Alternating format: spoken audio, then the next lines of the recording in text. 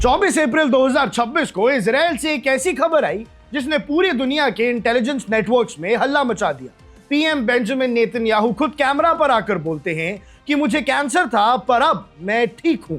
लेकिन क्या 76 की उम्र में प्रोस्टेट कैंसर इतनी आसानी से पीछा छोड़ देता है, या फिर प्रोपेगेंडा के नाम पर इजराइल के कॉरिडोर्स में किसी बहुत बड़े सच को डिलीट किया जा रहा है? आज नेतन्याहू की सेहत का असली रिपोर्ट कार्ड एक्सपोज करेंगे और समझेंगे कि सोशल मीडिया पे जो दावे चल रहे हैं कि नेतन्याहू अभी पूरी तरह से ठीक नहीं है, उसके पीछे सच्चाई क्या है। अब जरा फैक्ट्स और टाइमिंग का खेल समझते हैं। हदासा हॉस्पिटल के डॉक्टर्स कह रहे हैं कि रूटीन चेकअप में एक टाइनी स्पॉट मिला था, 1 सेंटीमीटर से भी छोटा ट्यूमर। उन्हें टारगेटेड रेडिएशन दी गई और अब वो रेमिशन में है। लेकिन दर्शकों, अगर आप ध्यान से देखें, इतनी क्लीन कहानियां तो सिर्फ पेपर्स पर होती हैं। किसी को कैंसर हो जाए और वो ठीक भी हो जाए, सिर्फ 2 दिन के अंदर ये सारा खेल नहीं होता है। दिसंबर 2026 में उनका प्रोस्टेट ऑपरेशन हुआ था।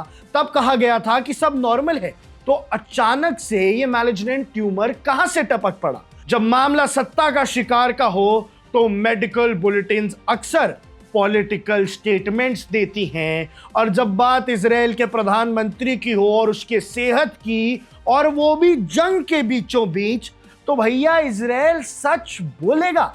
ये सवाल मैं आपसे पूछ रहा हूं। अब सबसे बड़ा सवाल ये है कि नेतन्याहू ने ये बात 2 महीने तक दुनिया से क्यों छुपाई?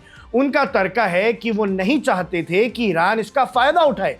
पर सोचिए, क्या डर सिर्फ ईरान का था, या फिर इजराइल के अंदर उनकी हिलती हुई कुर्सी का? क्या रेमिशन का थप्पा सिर्फ इसीलिए लगाया गया है ताकि दुश्मन और दोस्त दोनों को लगे कि नेतन्याहू अभी भी आयरन मैन है? 76 की उम्र में रेडिएशन थेरेपी शरीर को तोड़ कर रख देती है। क्या वाकई भी उतने फिट हैं जितने दिखाए जा रहे हैं? यानी दर्शकों, कहीं ऐसा तो नहीं है कि जैसे ही इंटेलिजेंस को पता लगा कि यार नेतन्याहू हॉस्पिटल के बार बार चक्कर लगा रहा है, तभी क्लीन आने के लिए, सब कुछ पर्दे के सामने साफ रख देने के लिए नेतन्याहू खुद आए और कहते हैं कि हाँ, एक छोटा सा कैंसर हो गया था, अब मैं ठीक हूं। दर्शकों, इसीलिए शक बढ़ता है।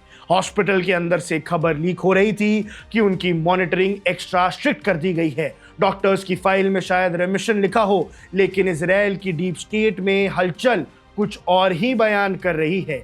क्या एक कैंसर सर्वाइवर उस वॉर रूम को लीड कर सकता है जहां हर सेकंड मौत और जिंदगी का फैसला होता है?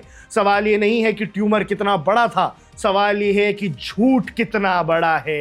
नेतन्याहू कह रहे हैं कि आई एम ओके, पर इतिहास गवाह है कि सच ज्यादा देर तक मॉनिटर के पीछे नहीं छुपता।